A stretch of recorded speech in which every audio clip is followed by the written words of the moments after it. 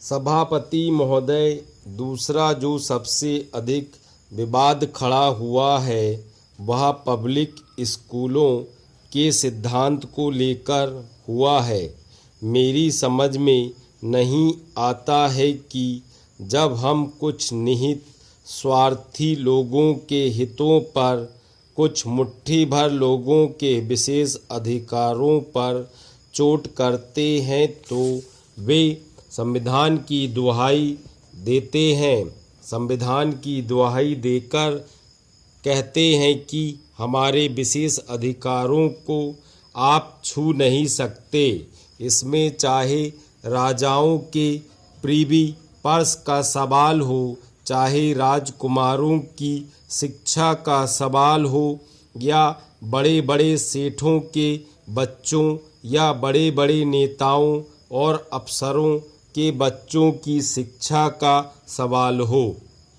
महोदय, यह सही है कि हमारे संविधान ने यह अधिकार दिया है कि हम अपने बच्चों को जैसी शिक्षा देनी चाहें वैसी शिक्षा उन्हें दिलाएं, लेकिन इसका यह अर्थ नहीं है कि हम अपने बच्चों को जेब काटने वालों के स्कूलों में जेब काटने की शिक्षा दिलाएं।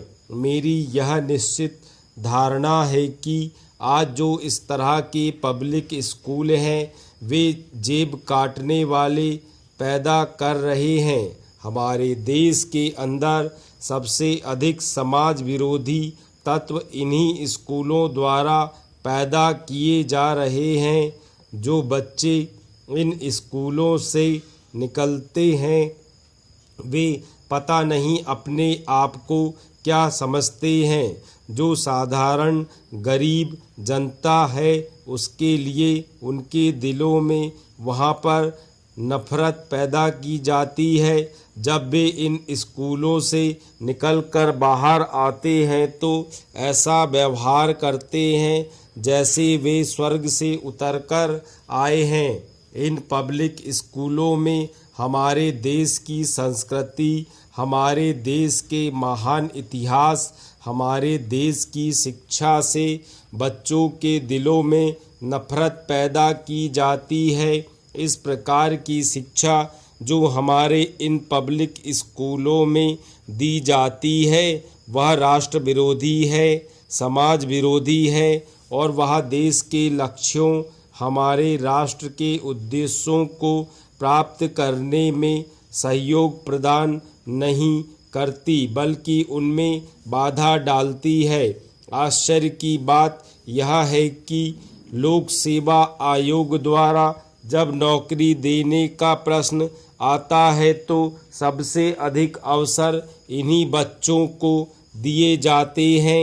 यही कारण है कि आज हमारी सेवाओं में जो आते हैं वे सब एक विशेष मनोवृत्ति लेकर आते हैं। वे देश की सेवा करने की मनोवृत्ति लेकर नहीं आते हैं बल्कि अपने आराम की मनोवृत्ति लेकर आते हैं। मैं यह चाहता हूँ कि यदि यह वैधानिक प्रश्न हो तो हमें विधान में संशोधन करना चाहिए। इससे पहले हम इतना तो कर ही सकते हैं कि इन पब्लिक स्कूलों और दूसरे सरकारी या गैर सरकारी स्कूलों में जो फीस में असमानता है वह असमानता न रहे।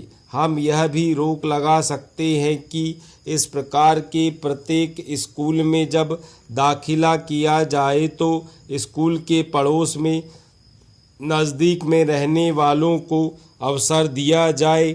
यदि हम ऐसा कर लेते हैं तो हमारे देश में सही मायनों में समानता आनी शुरू हो जाएगी और भेदभाव भी दूर होना शुरू हो जाएगा।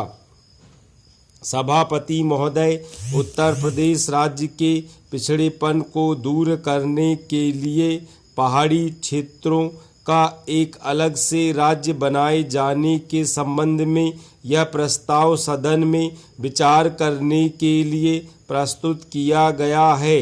स्वतंत्रता प्राप्ति के 50 वर्षों के बाद भी उत्तर प्रदेश के पहाड़ी क्षेत्रों का जो विकास हुआ है वह अन्य क्षेत्रों की तुलना में बहुत ही कम है। इस क्षेत्र के लोगों के बीच में एक ऐसा असंतोष व्याप्त है जिसका जिक्र वे समय समय पर करते रहते हैं। मेरे विचार से उत्तर प्रदेश के वे 8 जिले जिनके नाम इस प्रस्ताव में दिए गए हैं उनका एक प्रदेश और अन्य दूसरे जिलों का दूसरा प्रदेश बनाया जाना चाहिए।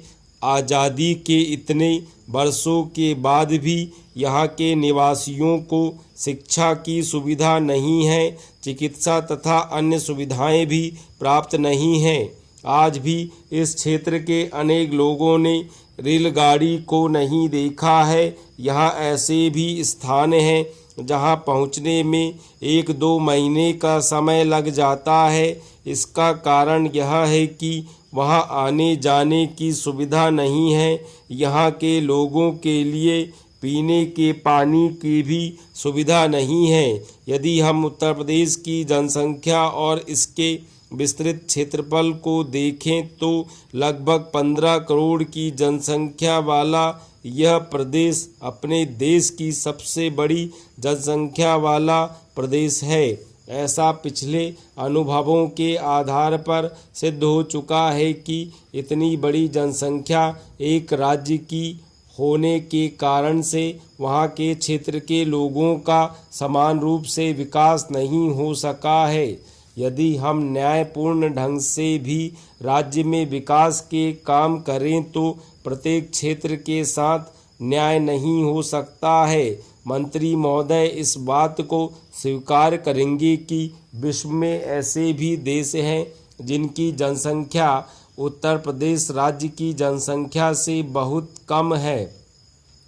महोदय, इस क्षेत्र के लोग भोले भाले हैं और राष्ट्रभक्ति के प्रेम से बंधे हुए हैं। इस प्रेम में बंधे होने के कारण वे अनुशासित ढंग से इस समस्या को देश के सामने रखते आए हैं। हमारे प्रथम प्रधानमंत्री जी के नेतृत्व में इससे संबंधित एक समिति का गठन भी किया गया था और उस समिति ने भी उस समय यह सिफारिश की थी कि इस राज्य को 2 भागों में विभाजित कर दिया जाना चाहिए। मैं इस बात को बड़े गर्व के साथ कह सकता हूँ कि जहाँ अन्य प्रदेशों ने अपनी समस्याओं के समाधान के लिए हिंसा का सहारा लिया, सरकार के कामकाज में बाधा डाली, वहीं इस पर्वतीय क्षेत्र की जनता ने अनुशासन में रहते हुए देशभक्ति का परिचय देते हुए और अपनी बात को अनुशासन में रहकर इस देश की सरकार के सामने रखा है। मैं आपके माध्यम से सरकार से पूछना चाहता हूं कि यदि इस पर्वतीय क्षेत्र का विकास पूर्ण रूप से नहीं होता है तो क्या इसकी जिम्मेदारी केंद्र सरकार के ऊपर नहीं आती है?